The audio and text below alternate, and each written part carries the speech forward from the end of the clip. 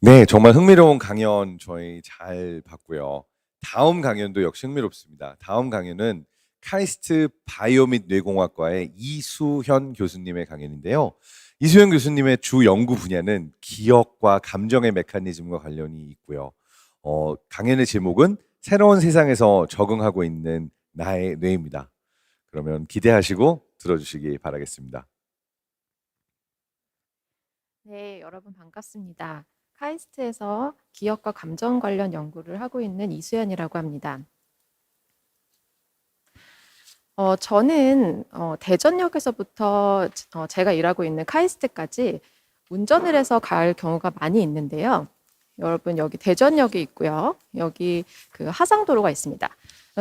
카이스트로 가는 가장 빠른 길은 사실 이 하상도로를 타는 길인데요. 여기에 이제 들어가는 입구가 있어서 항상 저는 대전역에서 이 하상도로로 들어가는 길을 갈 때 이 길로만 갑니다. 왜냐하면은 이유는 간단합니다. 제가 처음에 이 길을 갈 때 내비게이션 언니가 이 길을 알려줬거든요. 그리고 한 가지 또 고백을 하자면 저는 길치인데요. 여기에 혹시 길치이신 분들이 계시다 그러면 제 말에 동의를 하실 텐데 사실 길치의 가장 큰 특성 중에 하나는 한번 괜찮은 길을 터득했다 싶으면 절대로 다른 길에 대해서 생각을 하지 않습니다. 물론 이제 저는 뭐 연구라던가 다른 거에 대해서는 생각을 많이 합니다. 그런데 길에 대해서만큼은 생각을 하지 않습니다. 그래서 전혀 다른 길에 대해서는 생각을 하지 않고 이 길로만 항상 가게 되죠.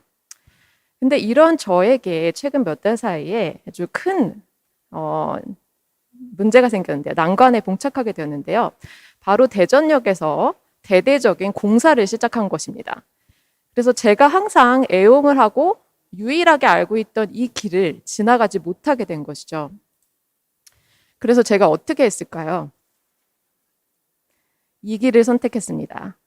사실은 다른 많은 좋은 길들도 있을 텐데 저는 최대한 저에게 익숙했던 길을 이용을 해서 이렇게 돌아가고 힘들게 돌아가고 여기가 또 많이 막히더라고요. 그래서 이렇게 돌아가서 다시 최대한 제가 갔던 길로 다시 들어가는 이 경로를 선택을 해서 한 하루 이틀, 3일 정도는 이렇게 갔습니다. 근데 이렇게 가다 보니까 이 공사가 하루 이틀 걸릴 공사가 아니더라고요. 그래서 이거를 어떻게 해야 될까? 이렇게 미련하게 내가 이렇게 가야 하나? 이런 생각을 하다가 드디어 제가 길에 대해서 머리를 쓰기 시작했습니다. 엄청나게 여러 가지 그 시뮬레이션을 돌려가지고 기존에 여러 가지 내가 가지고 있는 모든 지식을 총동원해서 이런 길의 경로를 계획을 했고 이제 실제로 시행을 했고 그래서 굉장히 성공적으로 처음에 갔을 때는 굉장히 떨렸지만 성공적으로 무사하게 더 좋은 길로 이렇게 잘 가서 돌아가지 않고도 무사히 하상도로를 들어갈 수 있게 되었죠. 그래서 이 경우에는 이제 제가 굉장히 익숙했던 길로 못 가게 돼서 굉장히 당황했던 경우였지만 사실 새로운 경로를 다시 개척하게 되었고요. 이제는 두 경로 모두 아주 익숙하게 갈 수 있게 되었습니다. 사실 지난 2년 동안 저희는 많이 힘들었습니다. 저희가 갑자기 저에게 들이닥친 코로나로 인해서 세상이 많은 부분 바뀌게 되었죠. 그리고 우리에게 너무나 익숙했던 그런 일상들이 더 이상 그 일상에서 우리가 익숙한 대로 행동할 수 없게 되었고요. 그리고 코로나 초기에는 너무나 생소했던 이제 여러 가지 것들을 우리가 배우게 되었습니다. 사회적 거리두기. 아마 그 당시에는 그 2년 전에는 대부분의 사람들에게 이 개념이 굉장히 생소했을 거예요. 그렇지만 이제는 굉장히 우리에게 익숙한 개념이 되었죠. 서로 2m씩 거리를 띄운다든지 그리고 뭐 미세먼지 때문에 외부에서는 마스크를 썼어도 내부에서는 마스크를 거의 안 썼잖아요. 근데 우리가 이제 내부에서 마스크를 쓰는 게 너무나 익숙해졌고 그리고 아마도 5년이나 10년 뒤에는 됐을 수도 있겠지만 당장은 별로 생각하지 않았던 그런 뭐 재택근무라든지 온라인 재택근무라든지 온라인으로 학습을 한다든지 이런 일들이 우리에게는 많이 일어나게 됐죠. 그래서 우리가 너무나 익숙하게 그냥 회사를 가거나 그냥 학교를 갔던 그런 일상들이 많이 변화하게 되었습니다. 그리고 대표적으로 한 가지 예를 들면은 이제 마스크를 착용하는 것입니다. 코로나 이전 세상에서는 우리는 그냥 문을 열고 나갔습니다. 근데 코로나 이후에 우리는 한 가지 스텝을 더 하게 됐죠. 바로 마스크를 착용하고 그 다음에 문을 열고 나갑니다. 그렇죠? 그런데 아마도 코로나 초기 시대에는 이 그 마스크 착용을 잊어버리고 다시 되돌아오는 경우도 많이 있었습니다. 왜냐하면 이게 너무나 익숙하지 않았고 그냥 문을 열고 나가는 것이 우리에게 너무나 익숙했기 때문이죠. 그래서 이런 농담까지 있었죠. 아침에 나갈 때 너무나 상쾌하면 다시 돌아와야 된다. 그렇죠? 그러면 우리는 어떻게 이렇게 이런 일상생활에 익숙해질 수 있었을까요? 그리고 또 이렇게 세상이 많이 변화가 됐을 때 이런 변화에 또 어떻게 적응할 수 있었을까요? 저는 이 두 가지 질문에 대한 답을 우리 뇌의 학습 능력에서 찾겠습니다. 그러면 왜 그런지 한번 보시겠습니다. 이거는 사람의 뇌인데요. 사람의 뇌를 이 옆에 측면에서 바라본 것이죠. 이쪽이 앞쪽이고 이쪽이 뒤쪽입니다. 이 뇌를 좀 더 자세하게 들여다보게 되면은 이런 식의 이제 그 뇌의 세포가 빼곡히 들어차 있는 것을 볼 수가 있는데요. 이제 뇌의 세포, 신경세포인 뉴론이죠. 이 이미지는 실제 브레인의 그런 뇌의 뉴론의 일부를 염색한 이미지입니다. 그리고 이 그림은 이런 이미지들을 관찰을 하면서 굉장히 저명하신 노벨상 수상자이신 카할 박사님이 실제로 그림으로 그리신 이미지죠. 이 카할 박사님의 그림은 굉장히 잘 그리셔가지고 현재까지도 많은 교재에서 사용이 되고 있습니다. 그리고 그 당시 1900년대 초였는데요. 근데 그 당시에 굉장히 놀랍게도 이러한 관찰만으로 카할 박사님은 이 신경세포 뉴론과 뉴론이 서로 굉장히 가까이에 있으면서 서로 정보를 전달할 수 있다는 개념을 제시를 하십니다. 바로 이렇게 신경세포, 그러니까 뉴론 간의 대화, 커뮤니케이션이 가능한 이런 구조를 시냅스라고 하죠. 그러면 이 시냅스를 조금 더 자세하게 볼까요?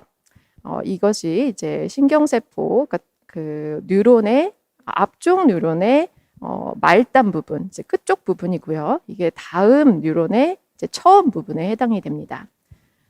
이 시냅스에서는 이제 처음 뉴런의 이 앞쪽 뉴런의 말단 부분에서 신경 전달 물질이라는 것들이 이렇게 분비가 되고요. 그래서 그 다음 뉴런이 이런 신경 물질들을 받음으로써 서로 이 첫 번째 뉴런에서부터 다음 뉴런으로의 그런 정보가 전달이 되게 되는 것이죠. 그리고 이런 일들이 그냥 일어나는 것이 아니라 굉장히 많은 에너지와 그런 것들이 이제 소요가 됩니다. 그래서 굉장히 많은 이벤트들이 이 뉴런 안에서 일어나게 되는데요. 이 신경 전달 물질들을 만들기 위해서는 그걸 만들기 위한 효소들이 필요하고요. 그런 효소들이 만들어져야 되고, 그리고 그 효소들이 또 이동을 해야 합니다. 그리고 신경 전달 물질 중에도 일부는 이동이 돼야 되고요.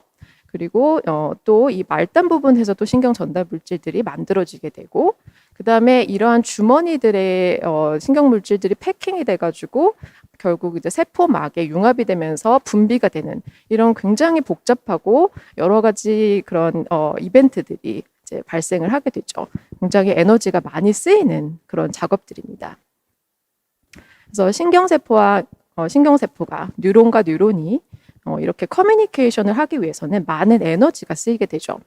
근데 더군다나 우리가 학습을 하게 되면 더 많은 그런 일들이 일어나야 합니다.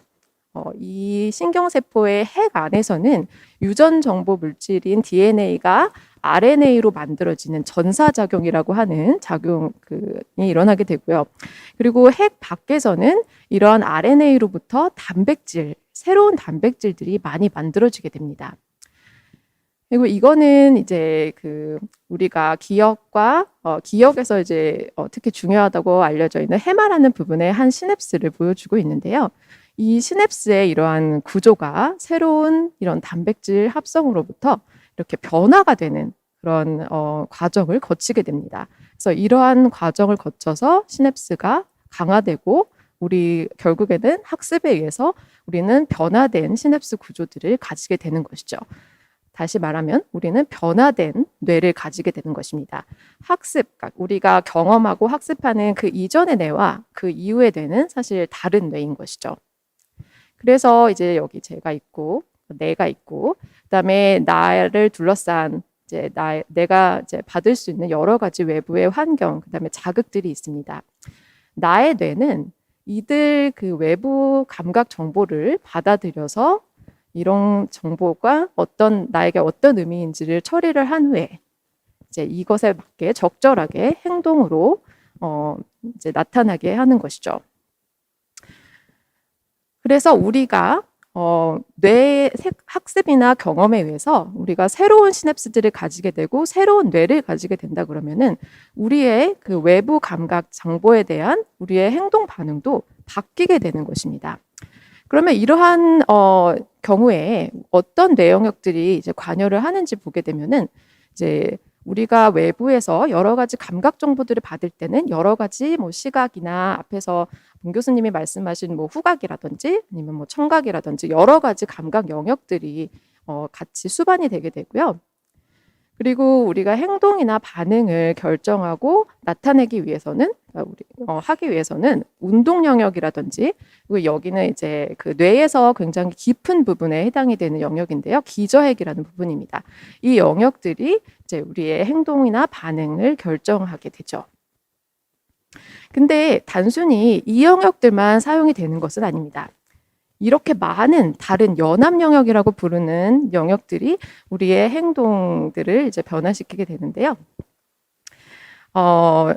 감각 정보가 이제 들어오게 되면은 그 정보들은 이런 전두엽, 두정엽, 축두엽 또는 해마 같은 이런 여러 가지 연합 영역에서 이 여러 가지 감각 정보 중에서 어떤 것이 우리에게 의미가 있을 것인지를 처리를 하게 되고 또 우리 그 여러 가지 기억, 기존에 가지고 있던 여러 가지 기억들을 모두 돌려가지고 이 받은 정보가 도대체 어디에 해당되는 건지, 이 특성이 무엇인지 그런 것들을 파악을 하게 됩니다. 그리고 우리가 이 감각 정보에 대해서 적절하게 어떻게 행동할 것인가를 계획을 짜게 되죠.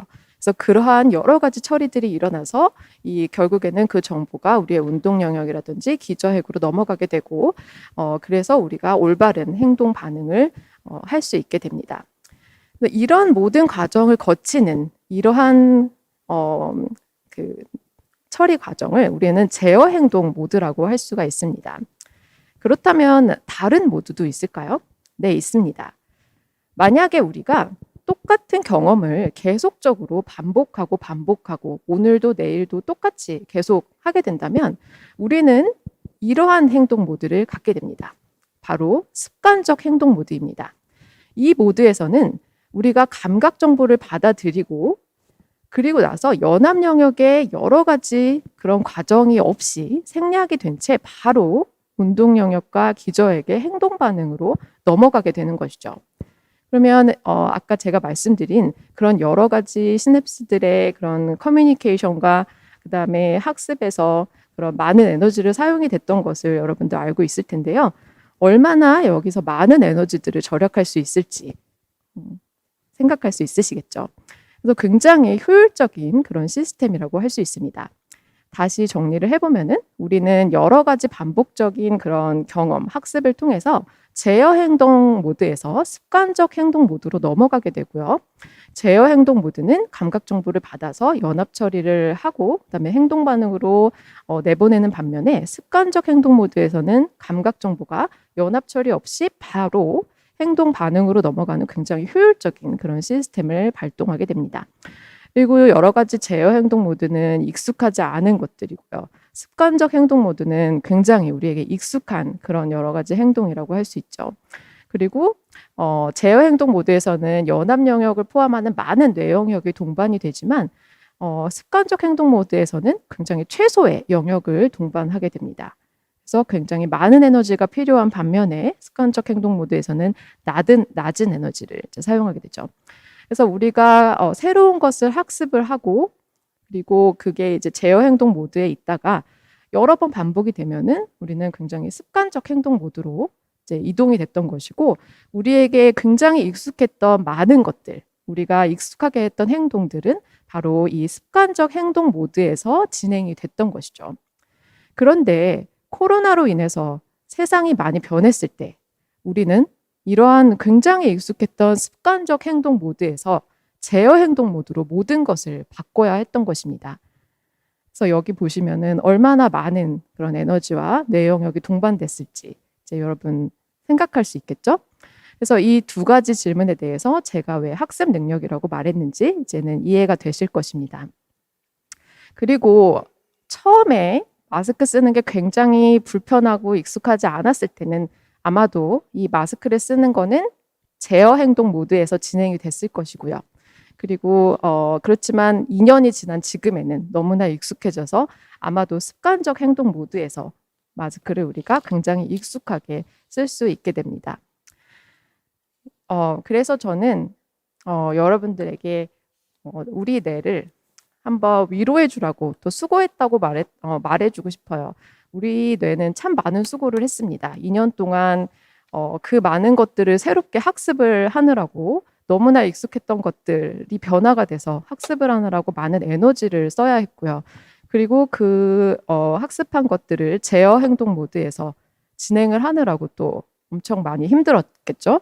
그리고 그 제어 행동 모드에서 다시 여러 번 반복을 통해서 습관적 행동 모드로 진행이 됐던 모든 일들이 그동안에 우리 뇌에서 일어났던 것입니다. 그렇지만 우리가 힘들지만 그래도 긍정적인 부분들을 생각을 해봐야겠죠. 우리 뇌는 제가 한 가지 길밖에 몰랐지만 이제는 그 공사로 인해서 다른 좋은 길을 또 알게 된 것처럼 그리고 두 가지 길을 다 익숙하게 사용을 할 수 있었던 것처럼 우리는 이제 직접 만나서 했던 많은 익숙한 것들을 온라인을 통해서 또 익숙하게 할 수가 있게 됐습니다. 마치 지금 이런 강연처럼요. 그리고 오히려 전 세계적으로 더 활발한 그런 세미나나 그런 커뮤니케이션들이 증가하게 되었고요. 그리고 다시는 이런 일이 일어나지 않기를 바라긴 하지만 만약에 혹시 또 이런 팬데믹 상황이 오게 되면은 우리는 훨씬 더 빠르게 잘 대처를 할 수 있을 거라고 생각을 합니다. 아마도 나도 모르게 우리 뇌가 업그레이드가 됐던 것이겠죠. 아마도 너무 많은 세상의 변화가 생긴다면 우리는 너무 많이 힘들 것입니다. 그래서 저는 세상이 하루빨리 안정화가 되기를 바랍니다. 그렇지만 만약에 이미 일어난 일이라면은 나에 대해 업그레이드를 생각해 보시기 바랍니다. 네, 이상입니다.